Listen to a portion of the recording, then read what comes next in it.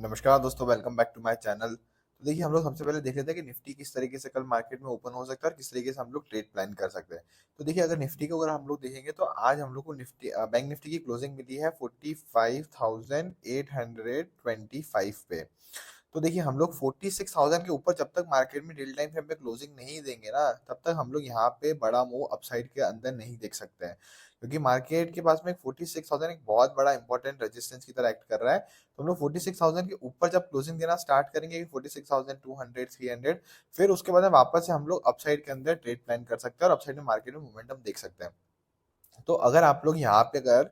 हम लोग यहाँ पे देखते हैं कि 50% लेवल कहाँ पे है इस ट्रेंड का, अगर हम लोग देखते हैं यहाँ से, अगर यहाँ से हम लोग देखते हैं तो देखिए ऑलमोस्ट इस लेवल पे ट्रेड कर रहा है अभी।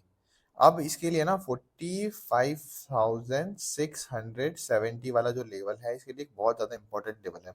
क्योंकि मार्केट का जो ये ट्रेंड है इसका 50% में मार्केट कंसोलिडेशन कर रहा है। तो अगर यहाँ पे अगर मार्केट कंसोलिडेशन करता है, यहाँ कंसोलिडेशन करने के बाद में अगर अपसाइड मोमेंटम कर रहा है तो यहाँ से अपसाइड भी मोमेंटम आ सकता है, और अगर मार्केट इस साइड को डाउन साइड में ब्रेक करता है तो यहाँ से डाउन साइड में मोमेंटम आ सकता है।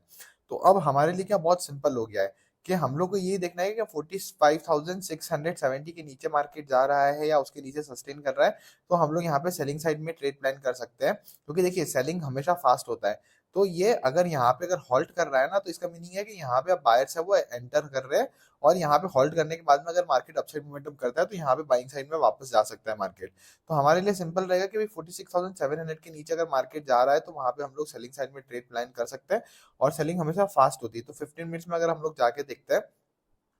तो देखिए 15 मिनट्स में एक ही चीज हम लोग को यहाँ पे क्लियरली दिख रहा है कि हमने कल बात करा था कि भाई मार्केट अगर फ्लैट ओपन होता है, फ्लैट ओपन होने के बाद में हम लोग कंटिन्यूएशन में सेलिंग नहीं करेंगे। हम लोग वेट करेंगे कि भाई मार्केट 40, क्योंकि मार्केट के पास 45,800 45,700 ये बहुत एक इंपॉर्टेंट सपोर्ट की तरह एक्ट कर सकता है। तो हम लोग वेट करेंगे कि भाई कुछ 700 के नीचे कुछ प्राइस एक्शन बने, तब हम लोग यहाँ पे सेलिंग करेंगे। और अगर आप लोग देखोगे एक सिंगल कैंडल मार्केट के अंदर डाउन साइड में गया 5 मिनट्स में अगर देखोगे, और फिर वापस मार्केट बाउंस बैक किया है यहाँ से। तो अब क्या हमारे लिए हमारे व्यू क्या हो सकता है ना, तो देखिए आज मार्केट पूरा दिन रेंज बाउंड था। तो कल भी अगर इस रेंज के अंदर मार्केट ओपन होता है तो हम लोग प्लान वेट करेंगे कि मार्केट अपसाइड में इसको 46,000 को ब्रेक करे, या डाउन साइड के अंदर 45,670 को ब्रेक करे। अगर मार्केट इस रेंज के अंदर रह रहा है तो यहाँ पे हम लोग फिर ज्यादा बड़ी क्वांटिटी प्लान नहीं करेंगे, हम लोग साइडवेज टू वॉलेटिलिटी एक्सपेक्ट कर सकते हैं। यहाँ पे ज्यादा बड़ी क्वांटिटी मत प्लान करना। पर हमारे पास में सिंपल है कि जो ये 45,700 वाला जो लेवल है, ये क्या है, मल्टीपल टाइम टच हो चुका है। अगर यहाँ पे आप लोग देखोगे तो मार्केट मल्टीपल टाइम यहाँ से अपसाइड मोमेंटम करा, वापस यहाँ पे आया, वापस से अपसाइड मोमेंटम करा। आज मार्केट ने वापस यहाँ पे आया, 2 बार टच करा है, और यहाँ पे कहीं ना कहीं रेजिस्टेंस जो था, ये सपोर्ट लेवल था, ये कहीं ना कहीं वीक हो गया क्योंकि मल्टीपल टाइम टच हो चुका है।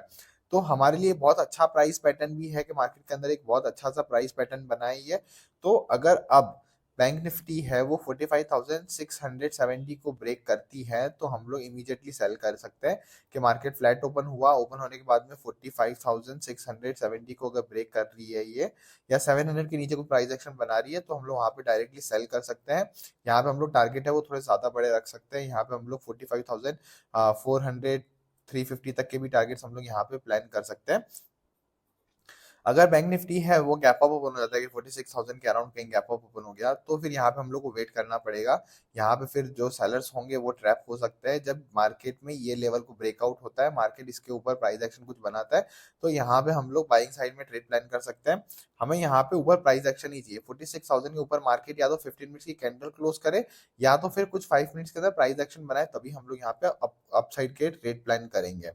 क्योंकि 46,000 के ऊपर जो है ना, वो यहाँ पे बायर्स है ना वो एक्टिव हो जाएंगे, और यहाँ पे अब जितने भी सेलर्स होंगे जो यहाँ पे अपनी पोजीशन लेके आ रहे होंगे, उनका स्टॉप लॉस कहाँ होगा, लास्ट स्विंग, और लास्ट स्विंग है 46,000। तो अगर 46,000 के ऊपर निकलता है तो फिर यहाँ पे सेलर्स है वो अपना प्रॉफिट बुकिंग करेंगे, और यहाँ पे फिर हम लोग देख सकते हैं थोड़ा बहुत प्रॉफिट बुकिंग हैपनिंग हो सकता है यहाँ मार्केट के अंदर, और एक अपसाइड में मोमेंटम हम लोग को मिल सकती है। यहाँ पे 46,300 350 तक के भी टारगेट्स हम लोग यहाँ पे प्लान कर सकते हैं। अगर मार्केट है गैप डाउन ओपन हो जाता है 46,000 45,600 550 इस लेवल पे कहीं ओपन हो जाता है, तो हम लोग क्या प्लान करेंगे? तो देखिए यहाँ पे अगर गैप डाउन ओपन हो रहा है तो फिर हम लोग सेलिंग साइड में ही ट्रेड प्लान करेंगे। हम लोग को वेट करना पड़ेगा कि भाई 5-10 मिनट वेट करना पड़ेगा, और जिस हिसाब से प्राइस एक्शन बन रहा है उस हिसाब से हम लोग यहाँ पे डाउन साइड के अंदर सेलिंग के लिए प्लान कर सकते हैं। बाकी अगर गैप डाउन ओपन हो रहा है और फ्लैट ओपन हो रहा है तो वहाँ पे चांसेस है कि सेलिंग साइड में मार्केट हम लोग को दिख सकता है, क्योंकि सेलिंग साइड में देखिए मार्केट है ना वो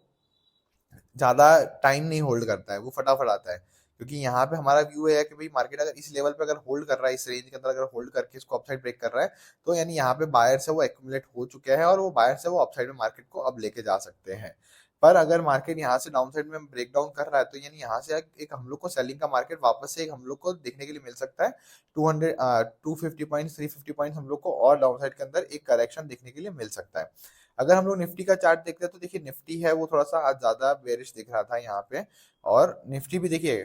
गैप अप ओपन हुआ,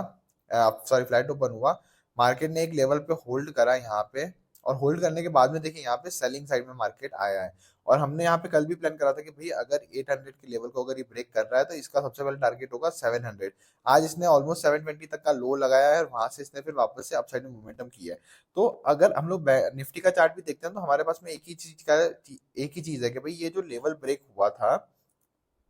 ये वाला लेवल ब्रेक हुआ था,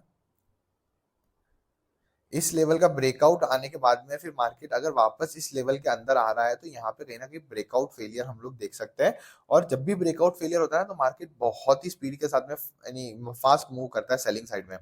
तो अगर अब मार्केट ये 21,800 के अंदर क्लोजिंग दे चुका है यहाँ पे, तो हमारा व्यू सिंपल रहेगा कि मार्केट अगर फ्लैट ओपन हो रहा है, मार्केट इसको क्रॉस कर रहा है 21,720 को, तो हम लोग यहाँ पे डाउन साइड के अंदर प्लान कर सकते हैं। और 21,600 550 तक के भी टारगेट्स हम लोग यहाँ पे डाउन साइड के अंदर देख सकते हैं। अगर मार्केट गैप अप ओपन हो जाता है 21,850 900 इस लेवल पे कहीं अगर ओपन हो जाता है, तो फिर वहां पे हम लोग को वेट करना पड़ेगा, क्योंकि देखिए मल्टीपल टाइम यहाँ से ना मार्केट सेलिंग आ चुका है, वापस मार्केट गैप अप होकर ऊपर जा रहा है, फिर वापस सेलिंग आ रहा है, फिर मार्केट ऊपर जा रहा है। तो यानी अब यहाँ पे क्या होगा ना कि सेलर्स भी एक लेवल पे एग्जॉस्ट हो जाएंगे। तो फिर अगर गैप अप ओपन हो रहा है तो हम लोग को वहां पे वेट करना पड़ेगा। जब तक कल की रेंज के अंदर है तब तो मार्केट यहाँ पे ज्यादा बड़ी क्वांटिटी के अंदर ट्रेड मत प्लान करना, साइडवेज टू वॉलेटिलिटी में जा सकता है।